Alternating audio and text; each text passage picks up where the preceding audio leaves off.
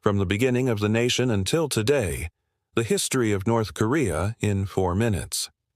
1945, the end of World War II. The Korean Peninsula is divided into 2 zones of occupation, North and South. The Soviet Union administered the North and the United States administered the South. Both superpowers had different intentions for the region. The U.S. wanted to unify the peninsula under a democratic system, while the Soviets wanted a communist state. This division would eventually lead to the creation of 2 separate states. In the North, Kim Il-sung becomes the leader of the Democratic People's Republic of Korea. He established a totalitarian dictatorship and a personality cult similar to that of Stalin in the Soviet Union. One of his first acts was to nationalize all industries and force collectivization of agriculture. Under his rule, North Korea became a closed country with an extremely limited interaction with the outside world. In the South, meanwhile, the U.S. helped establish a capitalist democracy under the leadership of Syngman Rhee. However, this new government was far from perfect. It was corrupt, authoritarian, and not truly representative of the people. By the 1950s, tensions were high on the peninsula. Kim Il-sung wanted to unify the peninsula under communist rule, while the South wanted to maintain its independence. When the U.S. rejected a proposal for a unified government, Kim Il-sung decided to take matters into his own hands. On June 1950, North Korean troops crossed the 38th parallel and began their invasion of the South. This marked the beginning of the Korean War. The war would last for 3 years and result in the deaths of millions of people. Eventually, the conflict ended in a stalemate, and the peninsula remains divided to this day. In the 1970s, Kim Il-sung focused on building up North Korea's military capabilities.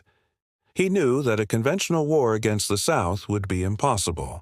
So he developed a plan to use guerrilla tactics and special forces to infiltrate the South and create a communist revolution. He also began developing nuclear weapons to deter any potential foreign intervention. After Kim Il-sung's death in 1994, his son, Jong Il, took over as the leader of North Korea. Jong Il continued his father's policies of military first and juche, or self-reliance. He also developed closer ties with other countries such as China and Syria. Under his rule, North Korea became one of the most secretive states in the world. Very little is known about the country and its people. Most of the information we have comes from defectors who have escaped the country. In 2011, Kim Jong Il died and his son, Jong Un, took over as the leader of North Korea. Since then, Kim Jong Un has conducted several nuclear tests and launched ballistic missiles into the Pacific Ocean.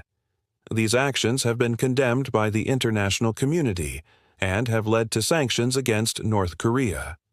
Despite the sanctions, North Korea continues to develop its military capabilities. The country has a large army and is developing new weapon systems. In recent years, North Korea has also conducted a number of cyber attacks against the West. These attacks have included hacking into computer systems and stealing sensitive information. Today, North Korea remains one of the most isolated countries in the world. The country's government is extremely repressive, and human rights are severely restricted. However, despite the isolation, North Korea continues to develop its military capabilities.